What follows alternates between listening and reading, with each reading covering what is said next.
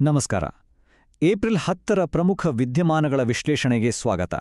ಇವತ್ತು ರಾಷ್ಟ್ರೀಯ, ಅಂತಾರಾಷ್ಟ್ರೀಯ ಹಾಗೂ ನಮ್ಮ ರಾಜ್ಯ ಮಟ್ಟದಲ್ಲಿ ನಡೆದ ಕೆಲವು ಮಹತ್ವದ ಬೆಳವಣಿಗೆಗಳ ಬಗ್ಗೆ ಮಾತಾಡೋಣ. ಸರಿ, ನಾವು ಇವತ್ತು 3 ಪ್ರಮುಖ ವಿಭಾಗಗಳನ್ನು ನೋಡಲಿದ್ದೇವೆ. ರಾಷ್ಟ್ರೀಯ ಸುದ್ದಿಗಳು, ನಂತರ ಅಂತಾರಾಷ್ಟ್ರೀಯ ಸುದ್ದಿಗಳು ಮತ್ತು ಕೊನೆಯದಾಗಿ ನಮ್ಮ ಕರ್ನಾಟಕದ ಸುದ್ದಿಗಳು. ಹಾಗಾದ್ರೆ ತಡ ಮಾಡದೆ ರಾಷ್ಟ್ರೀಯ ಸುದ್ದಿಗಳೊಂದಿಗೆ ಶುರು ಮಾಡೋಣ. ಮೊದಲಿಗೆ ರಾಷ್ಟ್ರೀಯ ಸುದ್ದಿಗಳು. ಇದರಲ್ಲಿ ಶಬರಿಮಲೆ ವಿವಾದ, ನಮ್ಮ ಇ-ಕಾಮರ್ಸ್ ಮಾರುಕಟ್ಟೆಯ ಬೆಳವಣಿಗೆ ಹಾಗೆ ಸೇನಾ ಸಂವಾದದ ಬಗ್ಗೆ ನೋಡೋಣ. ಮೊದಲನೇ ವಿಷಯ ಶಬರಿಮಲೆ. ಕೇರಳದ ಪ್ರಸಿದ್ಧ ಅಯ್ಯಪ್ಪ ಸ್ವಾಮಿ ದೇವಸ್ಥಾನಕ್ಕೆ ನಿರ್ದಿಷ್ಟ ವಯಸ್ಸಿನ ಮಹಿಳೆಯರಿಗೆ ಪ್ರವೇಶ ನಿರ್ಬಂಧ ಇದೆಯಲ್ವಾ? ಈ ವಿಷಯದಲ್ಲಿ ಕೇಂದ್ರ ಸರ್ಕಾರ ತನ್ನ ನಿಲುವನ್ನ ಸ್ಪಷ್ಟಪಡಿಸಿದೆ. ಈ ನಿರ್ಬಂಧವನ್ನ ಅದು ಅಧಿಕೃತವಾಗಿ ಬೆಂಬಲಿಸಿದೆ. ಹಾಗಾದ್ರೆ ಸರ್ಕಾರದ ವಾದವಾದ್ರೂ ಏನು? ಅವರ ಪ್ರಕಾರ ಇದು ಲಿಂಗ ತಾರತಮ್ಯದ ಪ್ರಶ್ನೆಯೇ ಅಲ್ಲ, ಬದಲಾಗಿ ಇದು ಒಂದು ಧಾರ್ಮಿಕ ಸಂಪ್ರದಾಯ ಅಷ್ಟೇ. ಇದನ್ನ ಸುಪ್ರೀಂ ಕೋರ್ಟಿನ 9 ನ್ಯಾಯಮೂರ್ತಿಗಳ ಪೀಠದ ಮುಂದೆ ಹೇಳಲಾಗಿದೆ. ತಮ್ಮ ವಾದಕ್ಕೆ ಪೂರಕವಾಗಿ ಕೊಟ್ಟುಂಕುಳಂಕರ ದೇವಾಲಯದ ಉದಾಹರಣೆಯನ್ನ ಕೊಟ್ಟಿದ್ದಾರೆ. ಅಲ್ಲಿ ಪುರುಷರೇ ಮಹಿಳೆಯರಂತೆ ವೇಷ ಧರಿಸ್ತಾರೆ. ಅಷ್ಟೇ ಅಲ್ಲ, ಕೆಲವು ದೇವಸ್ಥಾನಗಳಲ್ಲಿ ಪುರುಷರಿಗೂ ಪ್ರವೇಶ ನಿಷೇಧ ಇದೆ ಅನ್ನೋ ಅಂಶವನ್ನು ಮುಂದಿಟ್ಟಿದ್ದಾರೆ. ಈ ಕಾನೂನು ಹೋರಾಟದ ಹಾದಿಯನ್ನ ನೋಡೋದಾದ್ರೆ 2018ರಲ್ಲಿ ನಿಷೇಧವನ್ನ ಅಸಂವಿಧಾನಿಕ ಅಂತ ರದ್ದುಗೊಳಿಸಲಾಯಿತು. ನಂತರ 2019ರಲ್ಲಿ ವಿಷಯವನ್ನ ಒಂದು ವಿಸ್ತೃತ ಪೀಠಕ್ಕೆ ವರ್ಗಾಯಿಸಲಾಯಿತು. ಆ್ಯಂಡ್ ಈಗ 9 ನ್ಯಾಯಮೂರ್ತಿಗಳ ಒಂದು ದೊಡ್ಡ ಪೀಠ ಈ ಪ್ರಕರಣದ ವಿಚಾರಣೆ ನಡೆಸ್ತಿದೆ. ಸರಿ, ಈಗ ಶಬರಿಮಲೆ ವಿಷಯದಿಂದ ನಮ್ಮ ದೇಶದ ಆರ್ಥಿಕತೆಯತ್ತ ಬರೋಣ. ಅದರಲ್ಲೂ ಇ-ಕಾಮರ್ಸ್ ಅಂದ್ರೆ ಆನ್ಲೈನ್ ಶಾಪಿಂಗ್. ಬೈನನ್ ಕಂಪನಿ ಮತ್ತೆ ಫ್ಲಿಪ್ಕಾರ್ಟ್ ಸೇರಿ ಒಂದು ವರದಿ ಕೊಟ್ಟಿವೆ.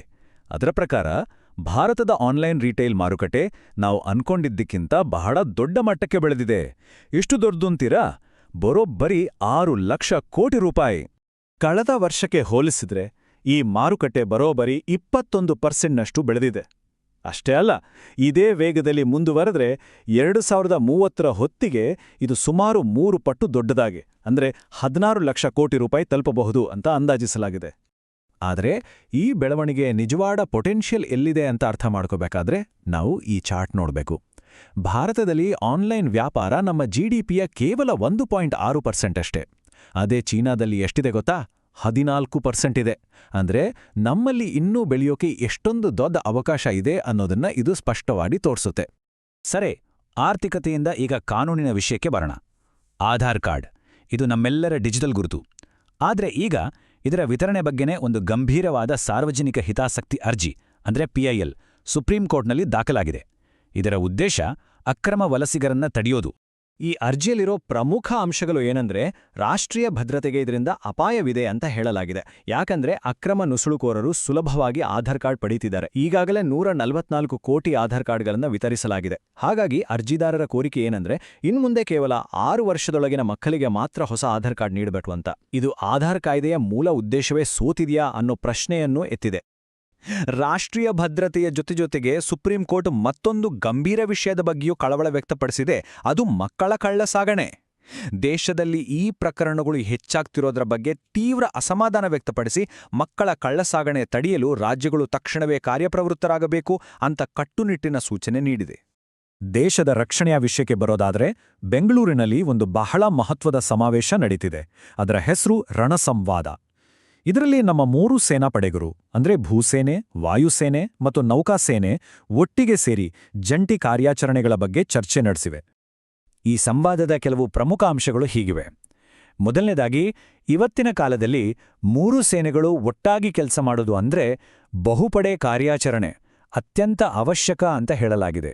ಆಪರೇಷನ್ ಸಿಂಧೂರ ಇದಕ್ಕೆ ಒಂದು ಒಳ್ಳೆ ಉದಾಹರಣೆ. ಹಾಗೆ ಆಧುನಿಕ ಯುದ್ಧ ಅಂದ್ರೆ ಕೇವಲ ಬಂದೂಕು ಬಾಂಬ್ ಅಲ್ಲ. ಡ್ರೋನ್, ಸೈಬರ್ ದಾಳಿ ಮತ್ತು ಉಪಗ್ರಹ ತಂತ್ರಜ್ಞಾನಗಳ ಸಮನ್ವಯ ಬಹಳ ಮುಖ್ಯ. ಒಂದು ಎಚ್ಚರಿಕೆಯ ಮಾತನ್ನು ಹೇಳಿದ್ದಾರೆ. ಏನಂದ್ರೆ, ಸೈಬರ್ ದಾಳಿಗಳು ಬಾಂಬು ದಾಳಿಗಿಂತಲೂ ಹೆಚ್ಚು ಅಪಾಯಕಾರಿಯಾಗಬಲ್ಲವು. ಸರಿ, ರಾಷ್ಟ್ರೀಯ ವಿಷಯಗಳನ್ನು ನೋಡಿದ್ವಿ. ಈಗ ನಮ್ಮ ಗಮನವನ್ನ ಅಂತಾರಾಷ್ಟ್ರೀಯ ಅಂಗಳಕ್ಕೆ, ಅದರಲ್ಲೂ ವಿಶೇಷವಾಗಿ ಪಶ್ಚಿಮ ಏಷ್ಯಾದಲ್ಲಿ ನಡೆದಿರೋ ಬೆಳವಣಿಗೆಗಳ ಕಡೆ ಹರಿಸೋಣ. ಪಶ್ಚಿಮ ಏಷ್ಯಾದಲ್ಲಿ ಇಸ್ರೇಲ್ ಮತ್ತು ಇರಾನ್ ನಡುವೆ ಇತ್ತೀಚೆಗೆ ಒಂದು ತಾತ್ಕಾಲಿಕ ಕದನ ವಿರಾಮ ಘೋಷಣೆಯಾಗಿತ್ತು. ಆದರೆ ಈಗ ಅದು ಅನಿಶ್ಚಿತತೆಯಲ್ಲಿದೆ. ಯಾಕಂದ್ರೆ ಲೆಬನಾನ್ ವಿಷಯದಲ್ಲಿ ಇಬ್ಬರ ನಡುವೆ ದೊಡ್ಡ ಭಿನ್ನಾಭಿಪ್ರಾಯ ಇದೆ. ಇಸ್ರೇಲ್ ಹೇಳುತ್ತೆ ಲೆಬನಾನ್ ಮೇಲಿನ ದಾಳಿ ಈ ಒಪ್ಪಂದದ ವ್ಯಾಪ್ತಿಗೆ ಬರೋಲ್ಲ ಅಂತ. ಆದ್ರೆ ಇರಾನ್ ಪ್ರಕಾರ ಲೆಬನಾನ್ ಈ ಒಪ್ಪಂದದ ಒಂದು ಪ್ರಮುಖ ಭಾಗ. ಈ ಭಿನ್ನಾಭಿಪ್ರಾಯದ ನಡುವೆಯೇ ಪರಿಸ್ಥಿತಿ ಮತ್ತಷ್ಟು ಬಿಗಡಾಯಿಸಿದೆ. ಇಸ್ರೇಲ್ ಬೈರೂತ್ ಮೇಲೆ ತೀವ್ರವಾದ ದಾಳಿ ನಡೆಸಿದೆ. ಇದರಲ್ಲಿ 203 ಜನ ಮೃತಪಟ್ಟಿದ್ದಾರೆ. ಹಿಜ್ಬುಲ್ಲಾ ಸಂಘಟನೆಯ ನಾಯಕ ನೈಮ್ ಕಾಸಿಂ ಹತ್ಯೆಯಾಗಿದೆ. ಇನ್ನೊಂದೆಡೆ ಅಮೆರಿಕದ ನಿಯೋಗ ಪಾಕಿಸ್ತಾನದಲ್ಲಿ ಮಾತುಕತೆ ನಡೆಸ್ತಿದೆ. ಈ ಮಧ್ಯೆ ಚೀನಾ ಇರಾನ್ಗೆ ತಂತ್ರಜ್ಞಾನ ಪೂರೈಸಿದೆ ಅನ್ನೋ ಆರೋಪವನ್ನು ನಿರಾಕರಿಸಿದೆ. ಪಶ್ಚಿಮ ಏಷ್ಯಾದ ಮತ್ತೊಂದು ಪ್ರಮುಖ ಸಂಘರ್ಷದ ಸ್ಥಳ ಅಂದ್ರೆ ಅದು ಹೊರ್ಮುಜ್ ಜಲಸಂಧಿ. ಇದು ಜಾಗತಿಕ ಕಡಲ ವ್ಯಾಪಾರದ ದೃಷ್ಟಿಯಿಂದ ಅತ್ಯಂತ ಮಹತ್ವದ ಜಾಗ. ಇಲ್ಲಿ ಈಗೇನಾಗ್ತಿದೆ ಅನ್ನೋದು ಮುಂದಿನ ದಿನಗಳಲ್ಲಿ ಜಾಗತಿಕ ಆರ್ಥಿಕತೆಯ ಮೇಲೆ ದೊಡ್ಡ ಪರಿಣಾಮ ಬೀರಬಹುದು. ಇಲ್ಲಿ ನಿಜಕ್ಕೂ ಆತಂಕಕಾರಿ ಬೆಳವಣಿಗೆ ಏನಂದ್ರೆ, ಇರಾನ್ ಈ ಜಲಸಂಧಿಯಲ್ಲಿ ಜಲಬಾಂಬುಗಳನ್ನ ಇರಿಸುವ ಬಗ್ಗೆ ಪರೋಕ್ಷವಾಗಿ ಸುಳಿವು ನೀಡಿದೆ. ಅಷ್ಟೇ ಅಲ್ಲ, ಈ ಮಾರ್ಗದಲ್ಲಿ ಹೋಗೋ ಹಡಗುಗಳಿಂದ ಸುಂಕ ವಸೂಲಿ ಮಾಡಬೇಕು ಅಂತ ಬೇಡಿಕೆ ಇಟ್ಟಿದೆ. ಇದಕ್ಕೆ ಯುರೋಪಿಯನ್ ಯೂನಿಯನ್ ಅಂದ್ರೆ EU ತೀವ್ರ ವಿರೋಧ ವ್ಯಕ್ತಪಡಿಸಿದೆ. ಯಾಕಂದ್ರೆ ಜಗತ್ತಿನ ಒಟ್ಟು ತೈಲ ಸಾಗಾಟದ 30% ಇದೇ ಮಾರ್ಗದಲ್ಲಿ ನಡೆಯುತ್ತೆ. ಹಾಗಾಗಿ ಇದು ಬಹಳ ಗಂಭೀರವಾದ ವಿಷಯ. ನೋಡಿ, ಇಡೀ ಜಗತ್ತು ಹೀಗೆ ಸಂಘರ್ಷ, ಆರ್ಥಿಕ ಅನಿಶ್ಚಿತತೆಯಿಂದ ತತ್ತರಿಸ್ತಿದ್ರೆ, ಭಾರತದ ಆರ್ಥಿಕತೆಯ ಬಗ್ಗೆ ಒಂದು ಒಳ್ಳೆ ಸುದ್ದಿ ಬಂದಿದೆ. ವಿಶ್ವ ಬ್ಯಾಂಕ್ ಭಾರತದ GDP ಬೆಳವಣಿಗೆಯ ಅಂದಾಜನ್ನ 6.6%ಗೆ ಹೆಚ್ಚಿಸಿದೆ. ಇದು ನಿಜಕ್ಕೂ ಸಕಾರಾತ್ಮಕ ಬೆಳವಣಿಗೆ. ಹಾಗಾದ್ರೆ ಭಾರತದ ಆರ್ಥಿಕತೆ ಇಷ್ಟೊಂದು ಸದೃಢವಾಗಿರಲು ಕಾರಣವೇನು? ವಿಶ್ವ ಬ್ಯಾಂಕ್ ವರದಿಯ ಪ್ರಕಾರ ನಮ್ಮಲ್ಲಿ ಸಾಕಷ್ಟು ವಿದೇಶಿ ವಿನಿಮಯ ಮೀಸಲು ಇದೆ. ಹಣದುಬ್ಬರ ಅಂದ್ರೆ ಇನ್ಫ್ಲೇಷನ್ ಕಡಿಮೆ ಇದೆ. ನಮ್ಮ ದೇಶದೊಳಗೆ ವಸ್ತುಗಳಿಗೆ ಬೇಡಿಕೆ ಹೆಚ್ಚಾಗಿದೆ. ಈ ಎಲ್ಲಾ ಕಾರಣಗಳಿಂದ ಜಗತ್ತಿನ ದೊಡ್ಡ ಆರ್ಥಿಕತೆಗಳ ಪೈಕಿ ಭಾರತ ಅತ್ಯಂತ ವೇಗವಾಗಿ ಬೆಳೆಯುತ್ತಿದೆ. ಸರಿ, ರಾಷ್ಟ್ರೀಯ ಮತ್ತು ಅಂತಾರಾಷ್ಟ್ರೀಯ ಸುದ್ದಿಗಳು ನೋಡಿದ ನಂತರ ಈಗ ನಮ್ಮ ರಾಜ್ಯ ಕರ್ನಾಟಕದ ಕಡೆಗೆ ಬರೋಣ. ಇಲ್ಲೇನು ಪ್ರಮುಖ ಬೆಳವಣಿಗೆಗಳಾಗಿದೆ ಅಂತ ನೋಡೋಣ. ಮೊದಲನೇದಾಗಿ ಚಾರಣಿಗರ ಸುರಕ್ಷತೆಗೆ ಸಂಬಂಧಿಸಿದಂತೆ ಒಂದು ಹೊಸ ನಿಯಮ ಬಂದಿದೆ. ಇತ್ತೀಚೆಗೆ ಚಾರಣಕ್ಕೆ ಹೋದವರು ಕಾಣೆಯಾದ ಕೆಲವು ಘಟನೆಗಳು ನಡೆದಿದ್ವಲ್ಲ, ಅದರ ನಂತರ ರಾಜ್ಯ ಸರ್ಕಾರ ಚಾರಣಿಗರ ಸುರಕ್ಷತೆಗಾಗಿ ಒಂದು ಹೊಸ SOP ಅಂದ್ರೆ ಮಾದರಿ ಕಾರ್ಯಾಚರಣಾ ವಿಧಾನವನ್ನ ಜಾರಿಗೆ ತಂದಿದೆ. ಇದರ ಪ್ರಕಾರ ಇನ್ಮುಂದೆ ಚಾರಣಕ್ಕೆ ಹೋಗುವವರು ಕಡ್ಡಾಯವಾಗಿ ಗ್ರೂಪ್ ಇನ್ಶೂರೆನ್ಸ್ ಮಾಡಿಸಬೇಕು, ಗೈಡ್ಗಳತ್ರ ವೈರ್ಲೆಸ್ ಸೆಟ್ ಇರಬೇಕು ಹಾಗೂ ಅವರ ಜವಾಬ್ದಾರಿಯನ್ನು ನಿಗದಿಪಡಿಸಲಾಗಿದೆ. ಸುರಕ್ಷತೆಯ ನಂತರ ಈಗ ಆರೋಗ್ಯ. ಆಯುಷ್ಮಾನ್ ಭಾರತ್ ಆರೋಗ್ಯ ಕರ್ನಾಟಕ ಯೋಜನೆಯಲ್ಲಿ ಒಂದು ಹೊಸ ಸೇವೆ ಸೇರ್ಪಡೆಯಾಗಿದೆ. ಅದುವೇ ರೂಟ್ ಕೆನಾಲ್ ಚಿಕಿತ್ಸೆ. ಹಲ್ಲು ನೋವಿಂದ ಬಳಲುವವರು ಹಲ್ಲು ತಗ್ಗಿಸುವ ಬದಲು ಅದನ್ನು ಉಳಿಸ್ಕೊಳ್ಳಿ ಅನ್ನೋದು ಇದರ ಉದ್ದೇಶ. ಮುಂಭಾಗದ ಹಲ್ಲಿಗೆ 1,360 ರೂಪಾಯಿ ಮತ್ತು ಹಿಂಭಾಗದ ಹಲ್ಲಿಗೆ 2,040 ರೂಪಾಯಿ ದರ ನಿಗದಿಪಡಿಸಲಾಗಿದೆ. ಆರೋಗ್ಯದ ನಂತರ ಈಗ ರಾಜ್ಯದ ಆಡಳಿತದ ಬಗ್ಗೆ ಒಂದು ಗಂಭೀರವಾದ ಚರ್ಚೆ. ಅದು ಕರ್ನಾಟಕ ಲೋಕಸೇವಾ ಆಯೋಗ ಅಂದ್ರೆ KPSC. ಇದು ಮತ್ತೆ ವಿವಾದದ ಕೇಂದ್ರದಲ್ಲಿದೆ. ಇದು ಹೊಸ್ತೇನಲ್ಲ. KPSCಯಲ್ಲಿನ ಅಕ್ರಮಗಳದ್ದು ಒಂದು ದೊಡ್ಡ ಇತಿಹಾಸವೇ ಇದೆ. 2011ರ ಗೆಜೆಟೆಡ್ ಪ್ರೊಬೇಷನರ್ಸ್ ಹಗರಣದಿಂದ ಹಿಡಿದು 2021ರ FDA ಪ್ರಶ್ನೆ ಪತ್ರಿಕೆ ಸೋರಿಕೆ ಮತ್ತೆ ಈಗ 2024ರಲ್ಲಿ AE ನೇಮಕಾತಿಯಲ್ಲಿ OMR ಶೀಟ್ ತಿದ್ದಿದ್ದು, ಹೀಗೆ ಪಟ್ಟಿ ಮುಂದುವರಿಯುತ್ತೆ. ಈ ಎಲ್ಲ ವಿವಾದಗಳ ಕೇಂದ್ರದಲ್ಲಿರೋದು ಸಂವಿಧಾನದ ಅನುಚ್ಛೇದ 320. ಇದರ ಮೂಲ ಉದ್ದೇಶವೇ ಲೋಕಸೇವಾ ಆಯೋಗಕ್ಕೆ ಸ್ವಾಯತ್ತತೆ ಅಂದ್ರೆ ಸ್ವತಂತ್ರವಾಗಿ ಕೆಲಸ ಮಾಡುವ ಅಧಿಕಾರ ನೀಡೋದು.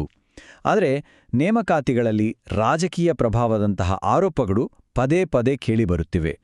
ಇದೇ ಕಾರಣಕ್ಕೆ ಸರ್ಕಾರ ಈಗ KPSCಯ ಕೆಲವು ಜವಾಬ್ದಾರಿಗಳನ್ನ ಕರ್ನಾಟಕ ಪರೀಕ್ಷಾ ಪ್ರಾಧಿಕಾರ ಅಂದ್ರೆ KEAಗೆ ವರ್ಗಾಯಿಸಲು ಚಿಂತನೆ ನಡೆಸಿದೆ. ಇವಿಷ್ಟು ಏಪ್ರಿಲ್ 10ರಂದು ನಡೆದ ಕೆಲವು ಪ್ರಮುಖ ವಿದ್ಯಮಾನಗಳು. ಶಬರಿಮಲೆಯ ಧಾರ್ಮಿಕ ಚರ್ಚೆಯಿಂದ ಹಿಡಿದು ಪಶ್ಚಿಮ ಏಷ್ಯಾನ ಸಂಘರ್ಷ, ನಮ್ಮ ರಾಜ್ಯದ ಆಡಳಿತದ ಸವಾಲುಗಳವರೆಗೆ ಈ ಎಲ್ಲಾ ಘಟನೆಗಳು ಮುಂದಿನ ದಿನಗಳಲ್ಲಿ ಹೇಗೆ ರೂಪುಗೊಳ್ಳುತ್ತವೆ ಅನ್ನೋದನ್ನ ನಾವು ಕಾದು ನೋಡಬೇಕಿದೆ. ಈ ವಿಶ್ಲೇಷಣೆಯಲ್ಲಿ ಭಾಗಿಯಾದ ಎಲ್ಲರಿಗೂ ಧನ್ಯವಾದಗಳು.